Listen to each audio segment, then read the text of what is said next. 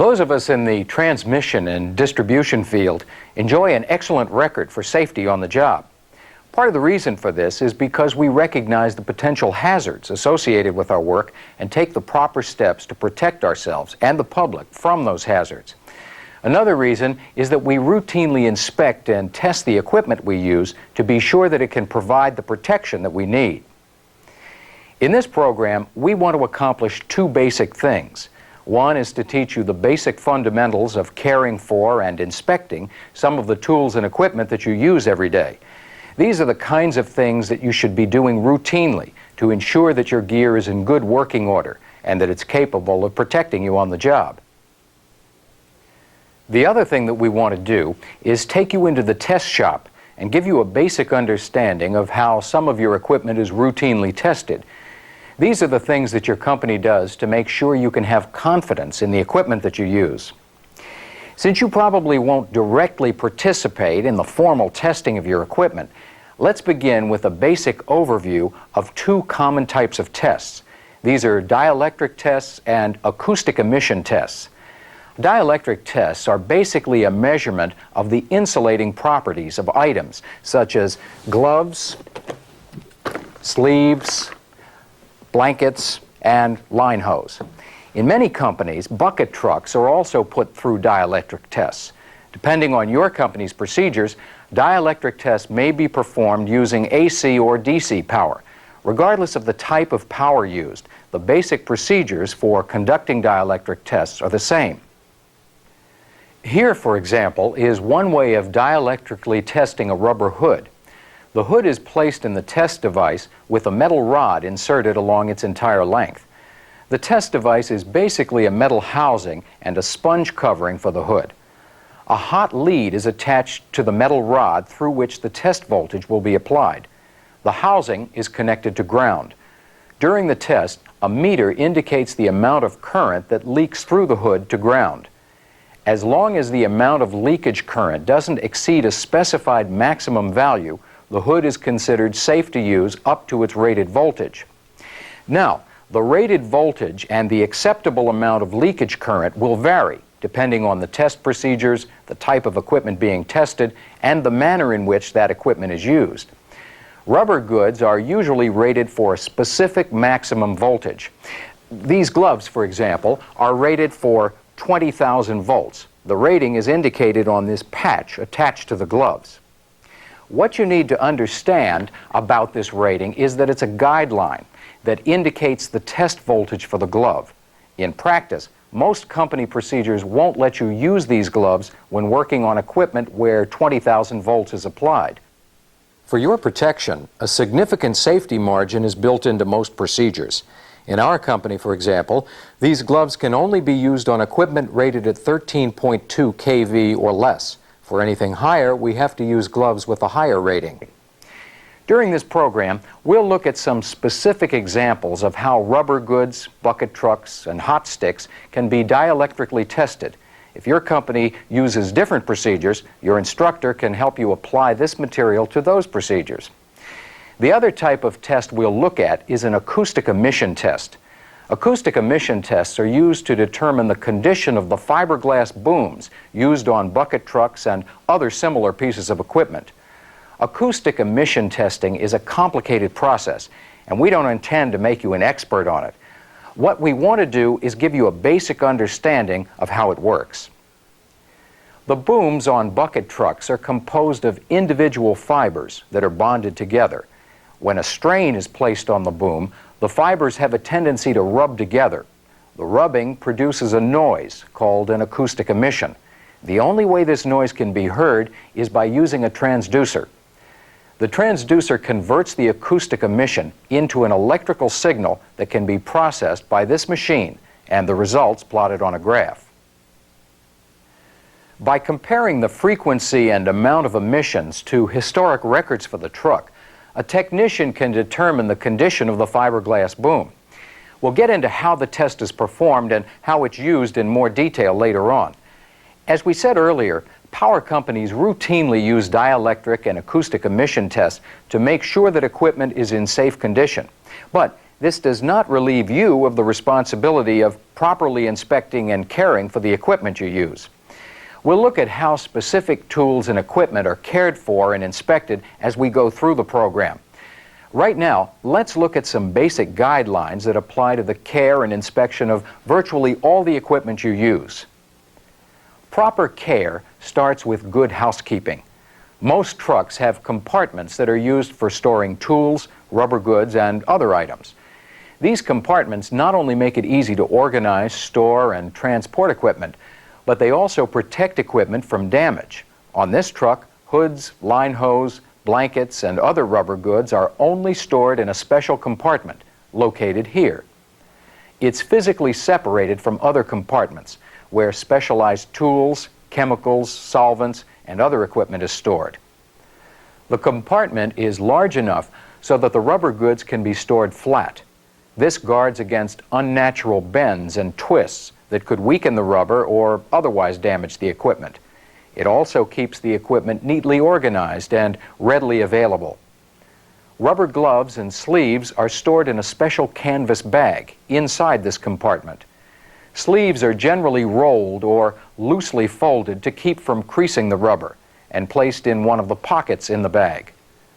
Rubber gloves should always be stored with their leather protectors in place. As a general rule, gloves are stored with the fingers at the top of the bag, cuffs at the bottom. This prevents foreign objects from dropping inside the gloves and possibly damaging them. In addition to good housekeeping, another general guideline for keeping your equipment in good condition is a pre-use inspection. Before using any equipment on the job, an experienced lineman will carefully inspect it to make sure that it's in good working order.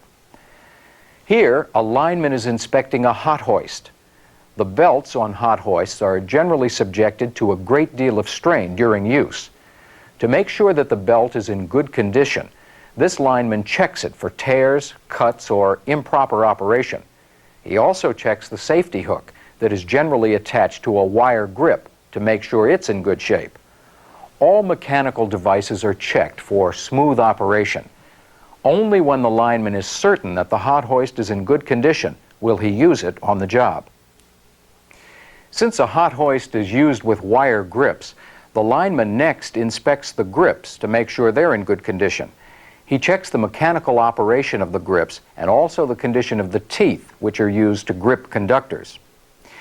Careful inspection of the tools and equipment that you'll use to do a job goes a long way in preventing accidents and equipment malfunctions on the job. Some other general guidelines for the care of tools and equipment include keeping them clean, dry, and stored out of direct sunlight. Dirt and moisture are conductors and can cause electrical arcing when exposed to energized equipment. Hot sticks, rubber goods, and the insulated handles on many tools are specially coated to prevent the accumulation of moisture and dirt. Sunlight can damage this coating and reduce its effectiveness. Extended exposure to direct sunlight can also cause rubber to weaken and deteriorate. As we continue through this program, we'll give you more detailed information on the inspection and care of the tools and equipment we'll be covering. Right now, read over the material we've just covered in your text and answer the questions. When we return, we'll look at the care and testing of rubber gloves, sleeves, and blankets.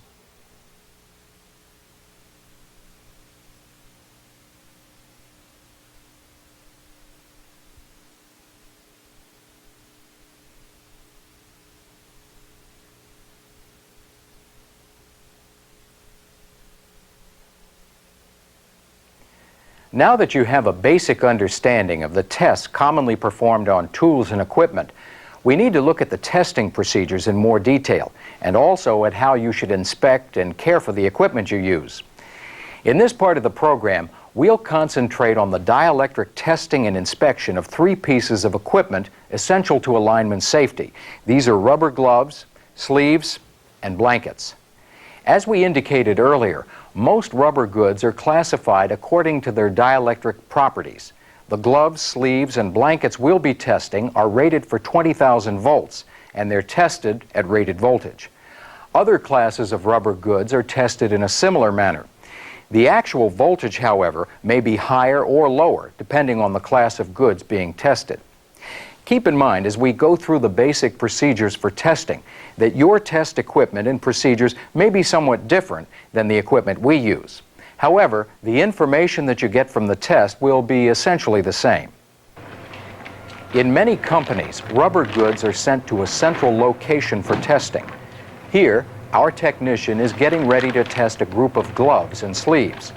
He begins by unpacking the gloves and separating them into test groups. Once separated, the gloves are first washed in a mild soap to remove dirt and other conductive material that may have accumulated on the gloves during use. When the wash cycle is completed, the gloves are removed from the washer and are now ready for the dielectric test. In this shop, gloves are tested in groups of 6. Each glove is attached to the test apparatus by placing the cuff of the glove in clips attached to the machine. When all of the gloves are in place, they're then filled with water.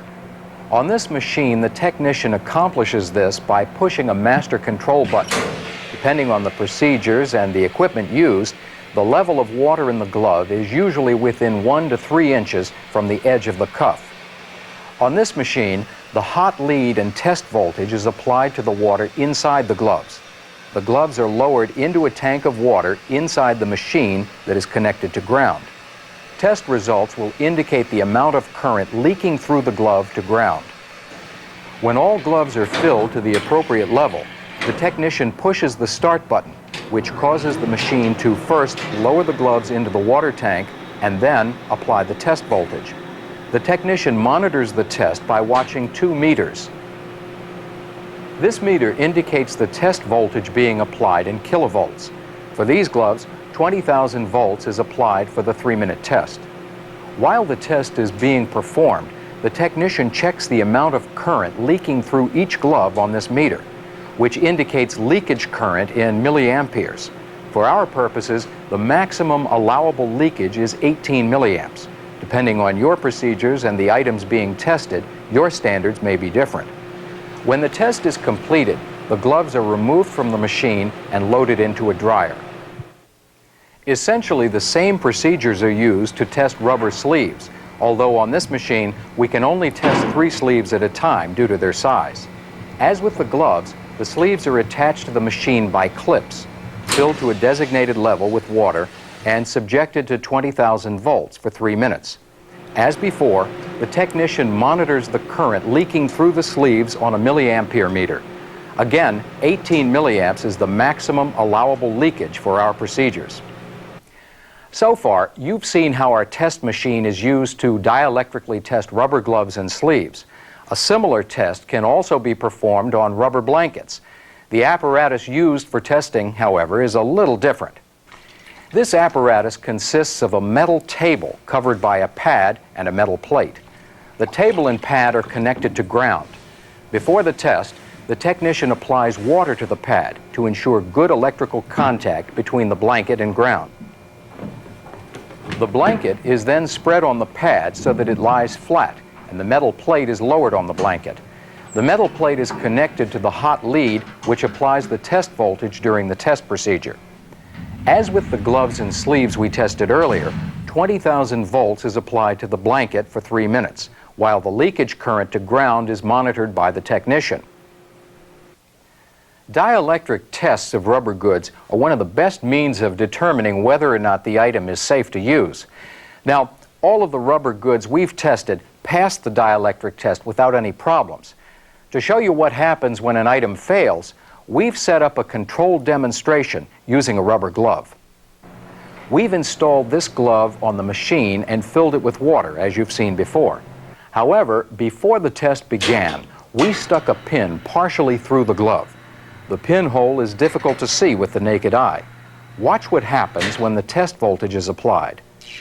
The test voltage burns through the area weakened by the pinhole and begins arcing to ground. This causes circuit breakers in the test machine to open, de-energizing the test machine and aborting the test. This demonstration indicates the importance of dielectric tests. Had this glove been used on a job, an accident could have been the result. In addition to dielectric tests, test shop personnel also subject rubber goods to thorough visual inspections. These inspections are similar to the types of checks performed in the field. Here, our technician is installing a rubber glove on an inflator in order to make a visual inspection. The inflator fills the glove with compressed air, making any defects easy to spot. He's looking for evidence of punctures, rotting, and foreign matter embedded in the rubber. While the technician inspects the entire glove, he pays special attention to the fingers and palm of the glove, which are the areas that get the most wear. A different piece of equipment is used for inflating rubber sleeves. Here the technician concentrates on the elbow of the sleeve, which is subjected to the most bending and wear. What he's looking for is evidence of punctures, embedded material, cuts, and dry rot, all of which can weaken the rubber and cause the glove or sleeve to be unsafe to use. Here you can see an indication of dry rot on an inflated sleeve. These little cuts are weak spots in the rubber, which could break down if it comes in contact with energized equipment. This sleeve needs to be disposed of according to company procedures and replaced with a new one. Blankets are inspected a little differently than either gloves or sleeves. Since they can't be inflated to expose potential problems, they're usually rolled tightly along a flat surface to accomplish the same thing. The technician looks from one side to the other for embedded matter, cuts, punctures, or evidence of dry rot. In most cases, both sides of the blanket are rolled several times in different directions during an inspection. Here, you can see small cracks and abrasions on a blanket being inspected. To the trained eye of the technician, this means that the blanket needs replacing. Visual inspections in the test shop are a standard part of test procedures. In many cases, a visual inspection alone is enough to cause an item to be rejected and disposed of.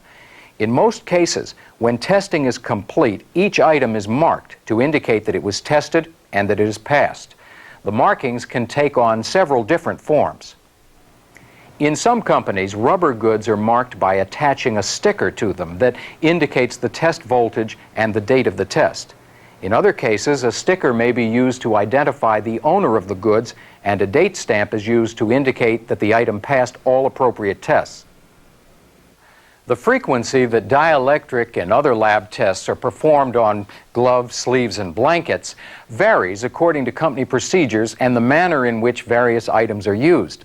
Your instructor can give you more information about the types of tests and the frequency of testing carried out by your company. The test shop technicians do an excellent job of making sure your equipment is safe to use. However, you also need to carefully inspect your equipment and check the test markings on new equipment before using it. The way you care for your equipment has a big effect on how long it stays in good condition and how much protection it provides.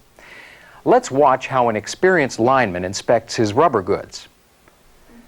This lineman is getting ready to do a job. One of the first things he does is inspect the equipment he's going to use to make sure it's safe. He starts with his gloves and sleeves, since they're used to insulate him from energized lines and equipment. Notice that he keeps his sleeves and gloves in a special bag, which protects them from damage while stored on the truck or when not in use. He begins by looking over his sleeves. Notice that he stretches the rubber to look for cracks, rotting, or punctures. When he's certain that his sleeves are in good shape, he carefully rolls the sleeves and returns them to the storage bag and goes on to check the rubber gloves. Notice that his gloves are stored in the bag with the cuffs at the bottom and with the protectors on. This prevents dirt, rocks, and the like from getting inside the gloves and possibly causing damage. He removes the leather protectors from one glove and begins by checking the fingers, palm, and cuffs. Keeping leather protectors on the gloves during storage and during work is one of the best ways of keeping them in good condition. Next, he holds the cuffs of the glove together and flips the glove around to trap air inside. This inflates the glove in a manner similar to the inflator used in the test shop. He will continue to look for evidence of damage by holding the inflated glove to his face and ear to see if he can hear or feel air leaking from the glove. When he's satisfied that the glove is in good condition, he will replace the leather protector and repeat these steps with the other glove. When he's satisfied that both gloves are in good condition, the last thing he does before returning the gloves to their storage bag is check the leather protectors for signs of wear. The lineman checks for tears in the leather. loose stitching, and weak spots that could allow a sharp object to penetrate the leather and puncture the rubber glove. With the gloves and sleeves back in the bag, the lineman now inspects the rubber blanket he'll need to do this job. Notice that the blanket has been rolled for storage and is held together with a clothespin. Tape or other similar material should not be used on any rubber goods, since the adhesive sticks to the rubber and accumulates dirt, which is a conductor. He inspects the blanket by stretching the material and looking for obvious signs of damage, and then by rolling the blanket tightly to reveal cracks and dry rotting that may not be evident when the blanket is laid flat. He also checks the test stamp to make sure it complies with company procedures. This inspection is very similar to the visual inspection performed in the test shop. When the lineman is satisfied that the blanket is in good shape, he'll go on to check other equipment that he'll need for this job. Field inspections of tools and equipment are some of the best things you can do to ensure your safety on the job. In the next part of this program, we'll continue to look at the tests and inspections performed on other rubber goods. For now, read over the material in your text on rubber gloves, sleeves, and blankets. Check with your instructor if you have any questions.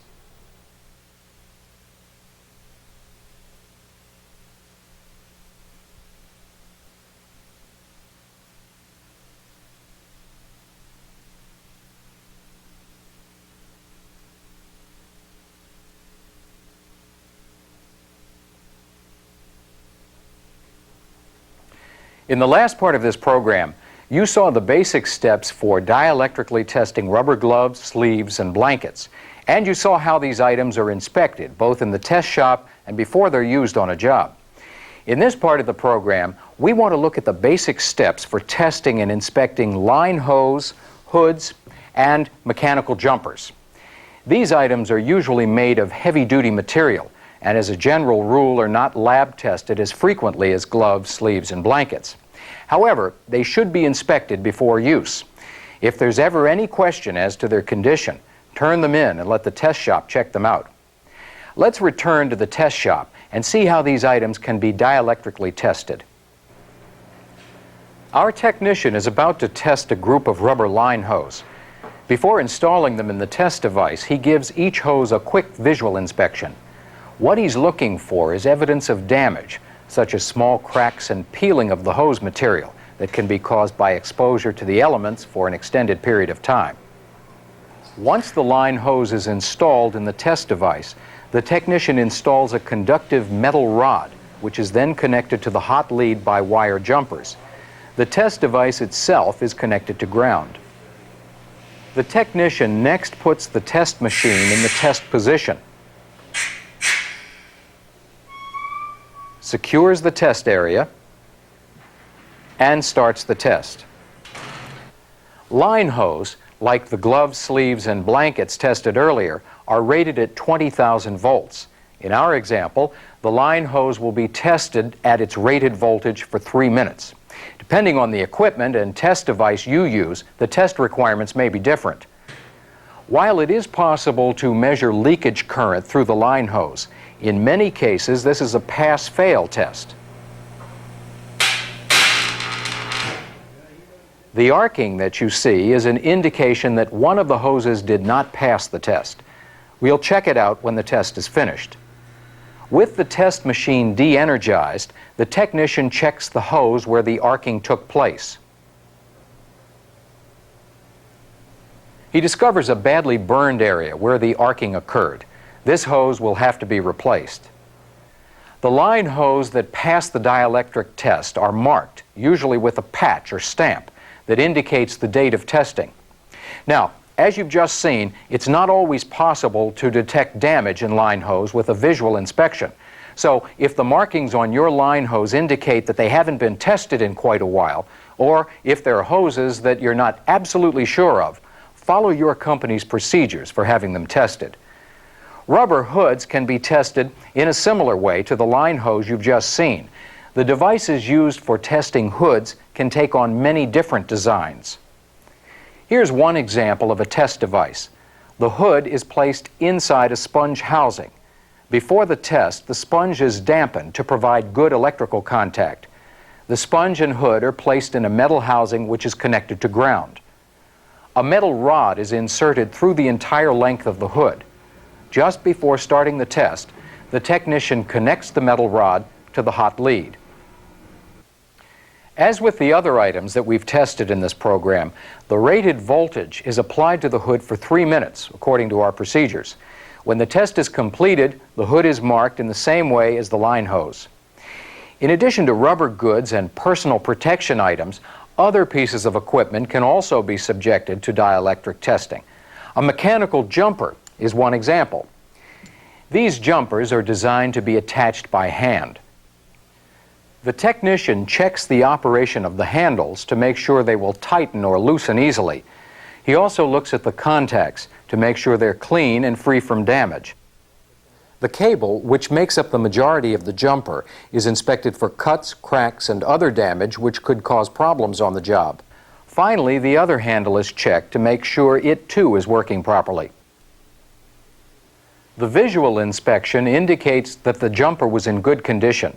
The technician is now ready to perform a dielectric test. The test device used in this shop resembles a laundry tub. The tub is filled with water, and both the water and the tub are connected to ground. A metal bar above the tub is connected to the hot lead. With the system de-energized, the technician places the jumper in the water-filled tub and connects each end of the jumper to the metal bar. When the jumper is connected to the test device, the technician secures the area and energizes the hot lead. According to the rating stamped on the jumper cable, these jumpers are rated for 15,000 volts. Therefore, the test voltage applied to the jumper is 15 kV, or 15,000 volts. As with the other tests, the voltage is applied for 3 minutes, according to our procedures. As we indicated earlier, line hose, hoods, and mechanical jumpers may or may not be tested as frequently as your gloves and sleeves, so it's very important to check these items carefully before they're used on the job.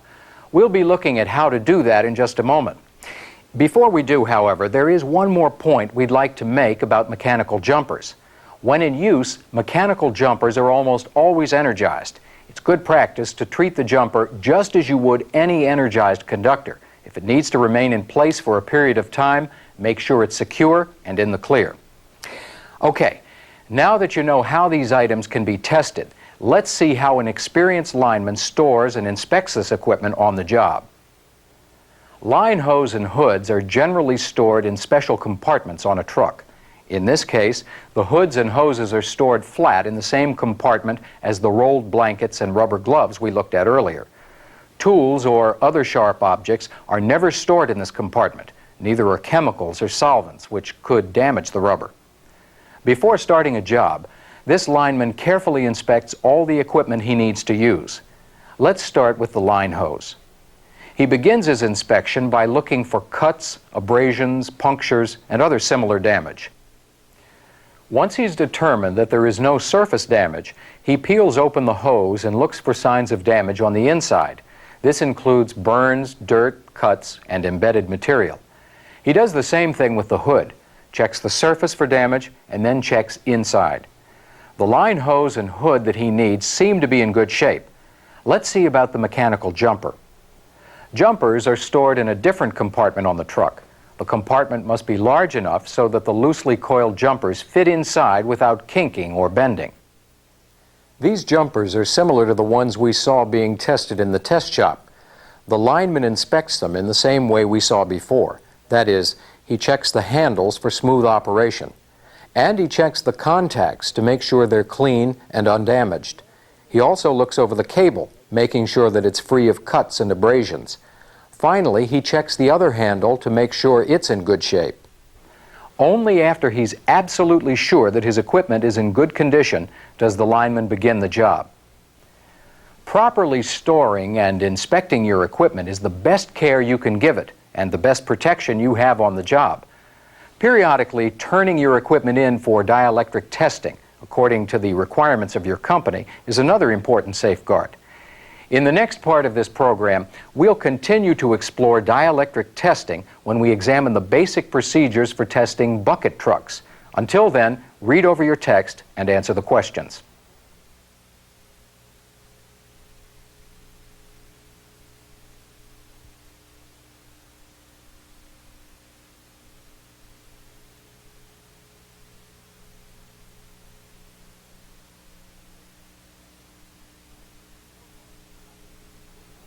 So far, the items we've looked at for testing have been relatively small pieces of personal protection or insulating protective gear. In this part of the program, we want to look at how larger pieces of equipment can be dielectrically tested. We'll concentrate on bucket trucks in this part of the program since they're commonly used by many companies. Keep in mind that the manner in which bucket trucks are tested is very similar to the methods used to test other insulated vehicles and equipment. Now, there are a number of different types of dielectric tests that can be performed on bucket trucks. In some cases, the entire truck is tested, and in other cases, only the booms on the truck are tested. For our purposes, we'll look at the basic procedures for dielectrically testing the booms on a bucket truck. If your company performs other tests, your instructor can help you apply this information to your specific procedures. This is an example of a double insulated bucket truck. There are basically two tests that must be performed. One test checks the insulating properties of the upper boom, which consists mostly of fiberglass. The other test consists of a check of the insulating capabilities of the fiberglass insert that is part of the lower boom. The way we'll do this is to first test the upper boom. This involves attaching a ground at the knuckle between the upper and lower booms and a hot lead at the bucket end of the upper boom. In this way, we can measure the leakage current passing through the upper boom alone. In the next test, we'll move the hot lead to the knuckle between the two booms and the ground to the truck chassis. In this way, we'll be able to measure the leakage current through the fiberglass insert on the lower boom. The equipment used for dielectrically testing bucket trucks performs the same basic function as the equipment we looked at earlier. In this example, it differs from the equipment we've seen so far in that it's portable and can be easily transported to various locations if necessary. Another difference is that for this test we use DC rather than AC power. In other companies, AC power is used. Regardless of the power source, the principles of the tests are the same. The equipment used to perform this test basically consists of a test set, a step-up transformer, and various connecting cables. The principal features of the test set are a variac, which allows the operator to apply the test voltage gradually, and 2 meters. 1 meter indicates the value of the test voltage being applied, which in our case is 100,000 volts DC for the upper boom and 70,000 volts for the lower boom. The other meter indicates the leakage current in microamps. The step-up transformer is used to convert standard 120 line voltage to the test voltages. During the setup for this test, one of the first things that must be done is to ground the bucket truck. Here, one of the technicians is using a hot clamp to attach an established ground to the bumper of the truck. This ground is connected to the grounding grid under the test facility. Grounding the truck is a safety precaution which provides a clear path to ground in the event of a malfunction when the test voltage is applied. Another thing that needs to be done is to electrically tie together all of the metal components of the upper boom. This ensures an accurate measurement of the leakage current through the boom. In this case, jumpers are used to tie together such things as the safety D-ring and the lift controls on the bucket. With the truck grounded, the metal components on the bucket jumpered together, and the test set de-energized, the technician next attaches a ground lead from the test set to a metal component near the knuckle between the booms. He ensures a good connection by moving the clamp back and forth several times to scrape through the paint to bare metal. With the ground connected, the technician next attaches the hot lead from the test set to a metal component near the bucket. In this case, he's using the safety D-ring on the bucket to attach the lead. When all the connections are made, the truck is started and both booms are raised a few feet above their cradle. This is necessary to ensure accurate test results. If the booms were left in the cradle, current passing through the boom could pass to ground through the pedestal or other places where the boom came in contact with the truck. With the leads attached and the booms in the appropriate test position, it's time to test the upper boom. In this example, one member of the crew actually conducts the test, while another member will make certain no one mistakenly enters the test area. As a safety precaution, this test set cannot be energized until a special key is used to unlock the test set and 2 separate switches are thrown. With the set energized, the technician gradually applies the test voltage by turning the variac control. For this test, 100,000 volts will be applied to the upper boom for 3 minutes. This is indicated on the top portion of the scale of this meter. Your company may have different test requirements than these. During the test, the technician monitors the leakage current through the upper boom on this meter. The scale is calibrated to indicate microamps. The numbers on this scale must be multiplied by 100 to get an actual measurement. According to our procedures, 80 microamps or less is an acceptable reading for this test. On this truck, the meter is indicating approximately 50 microamps of leakage current. This is well within the test standards. When the upper boom test is completed, the technician de-energizes the test set and preparations are made to test the lower boom. This requires lowering the booms and removing the hot lead from the bucket and moving it to the knuckle between the booms. In this case, the technician removes the ground lead and in its place connects the hot lead. The ground lead is then connected to the truck chassis near the established ground that we connected earlier. At this point, the upper boom is isolated from the test circuit. Voltage will be applied at the knuckle just above the lower boom and any leakage current will pass through the truck chassis to ground. The truck's booms are again raised to the appropriate test position to ensure the voltage doesn't flash over to the grounded chassis. When all is ready, one crew member again acts as safety man and keeps passers-by from entering the test area, while the other crew member conducts the test. This time, when the equipment is energized, 70,000 volts will be applied to the lower boom for a period of 3 minutes. The technician monitors the leakage current through the boom to the truck chassis on this meter. As before, 80 microamps or less is acceptable for this test. In the examples we just showed you, the particular bucket truck we tested was well within the acceptable standards set up for this test. Let me remind you that due to differences in test equipment in trucks, the standards and procedures used by your company for dielectrically testing your bucket trucks may be different from the ones you've seen here. However, the basic procedures and the information gathered from the test will be similar. In many cases, if a truck or other insulated vehicle fails to pass a dielectric test, the principal cause of the problem is dirt. Dirt is a fairly good conductor, and if hoses, booms, or other components are dirty, it can have a significant effect on the test results. In the next part of this program, we'll be looking at the basic procedures for conducting an acoustic emissions test of the booms on a bucket truck. We'll also review some of the basic inspections that you should make of your truck before you leave the yard and start work. For now, read over the material in your text on the dielectric testing of bucket trucks and answer the questions. Ask your instructor to clear up any questions you may have before going on.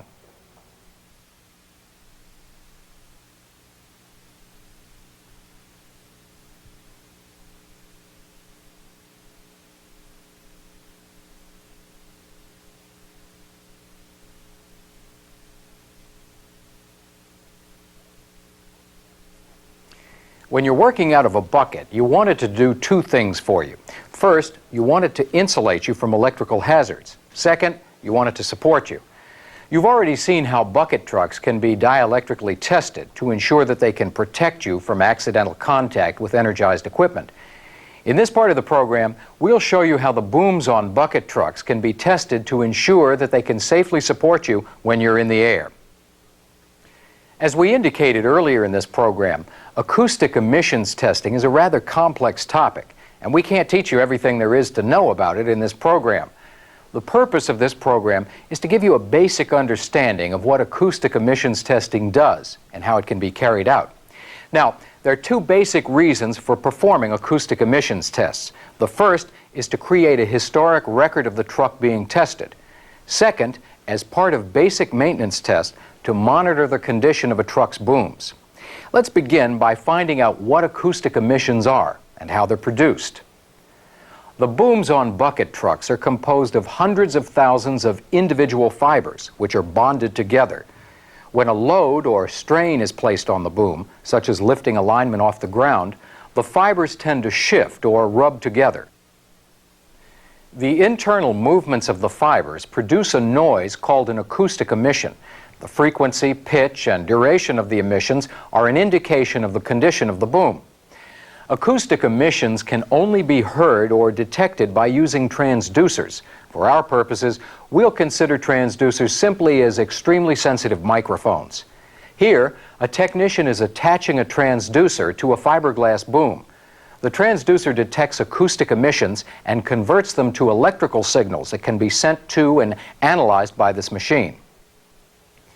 The amount of noise produced when a boom is stressed depends on many things.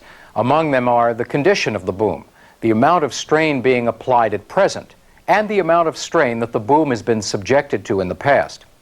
In very simple terms, when a new boom is stressed for the first time, it will produce a great deal of acoustic emission activity. That is, it makes a lot of noise. Over a period of time, as the boom is subjected to varying amounts of stress, the amount of acoustic emission activity decreases, providing the boom is not damaged. Stress applied to a damaged boom will produce an increase in the acoustic emission activity.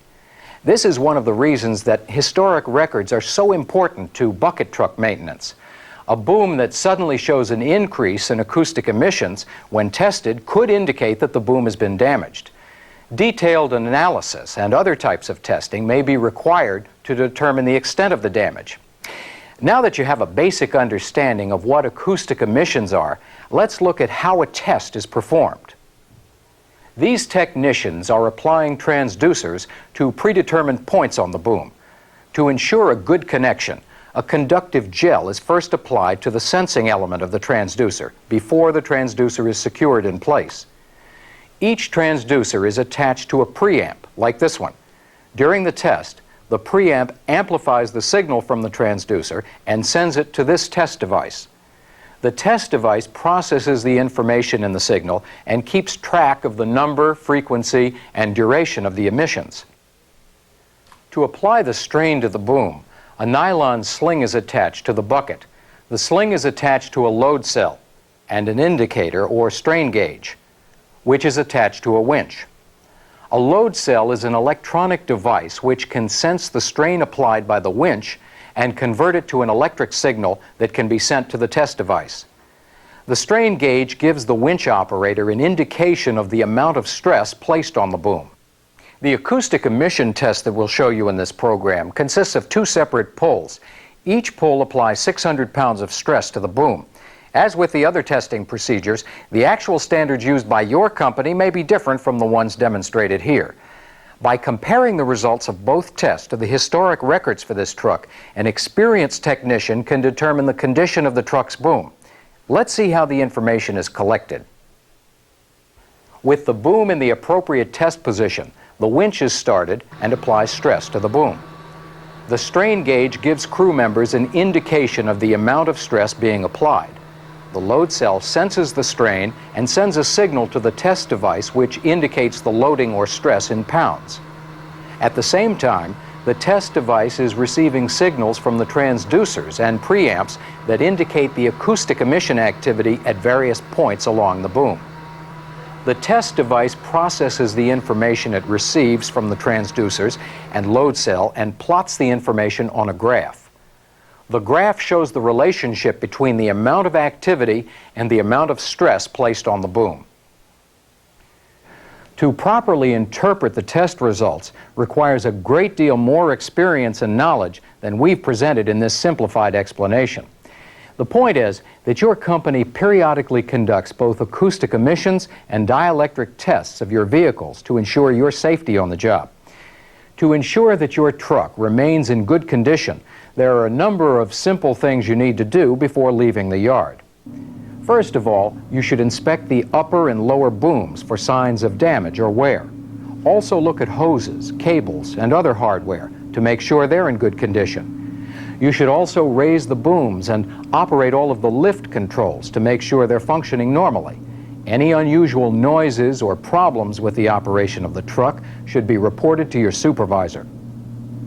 As a final check, make sure that the boom and any tools or equipment attached to it are properly secured before starting out. Taking the time to conduct a pre-use inspection can save you a lot of trouble on the job. Take some time now to read the material in your text on acoustic emissions testing and answer the questions. In the last part of this program, we'll look at the care and the testing of hot sticks.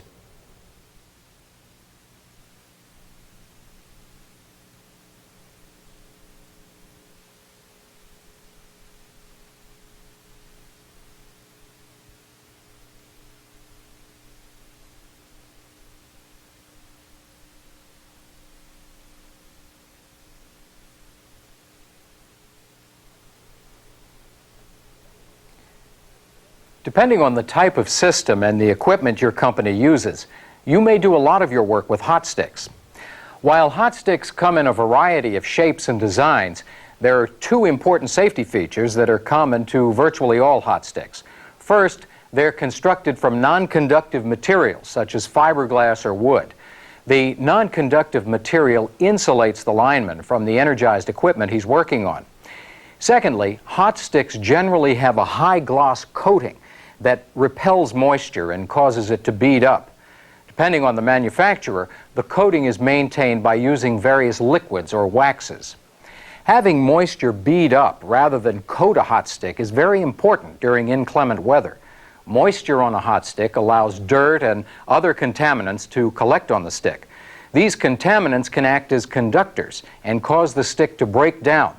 The glossy surface causes moisture to bead up and run off. Hot sticks, like any other specialized tool, must be properly cared for and properly stored. In many cases, hot sticks are stored in special bags or in trailers, like this one. In some cases, the trailers are heated to keep them free from moisture. Inside the trailer, special racks and bins are used to store the hot sticks. These racks prevent the hot sticks from being chipped or broken in transit and protects their finish from scratches and nicks. In many cases, tie-downs are used to further secure the hot sticks during transport.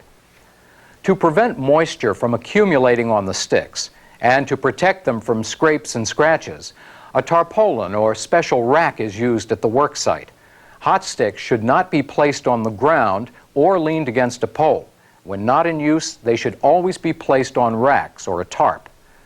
Prior to actually being used on the job, each stick should be inspected and cleaned if necessary. This lineman is using a specially coated cloth for cleaning. The cloth is used to remove surface dirt from the hot sticks and maintain their glossy finish. It's wiped down and around the entire length of each stick.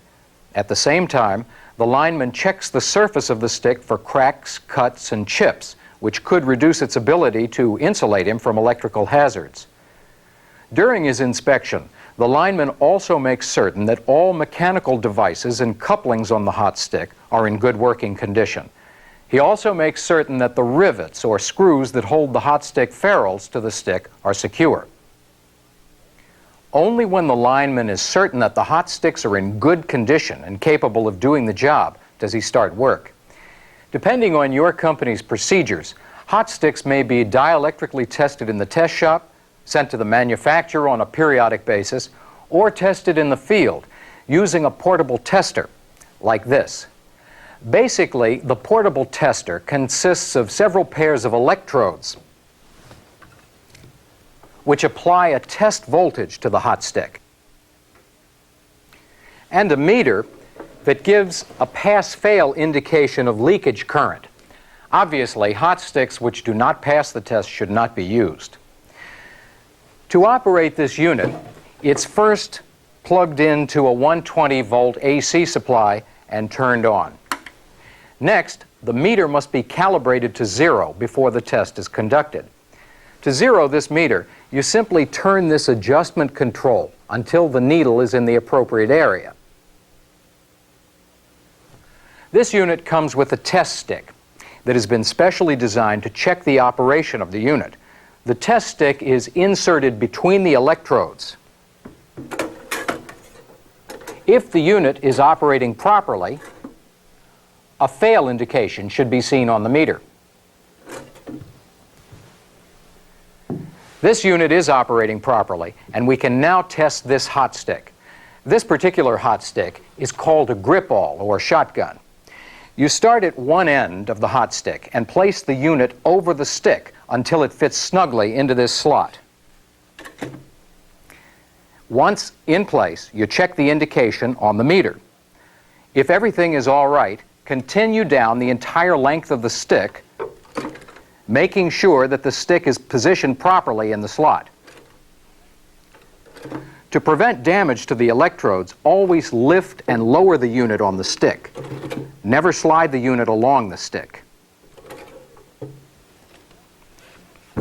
As long as no part of the stick registers in the fail area of the meter, and it has passed a visual inspection, the stick can be used on the job. Throughout this program, we've shown you a variety of ways that your company routinely tests the tools and equipment you use to make certain that they're capable of protecting you. We've also seen the tests and inspections and special storage considerations you should be giving your equipment every day. As we indicated at the beginning of this program, people in the T&D field enjoy an excellent safety record. By properly caring for, storing, and testing your equipment, you'll make it last longer, but more importantly, you'll keep yourself from becoming a statistic.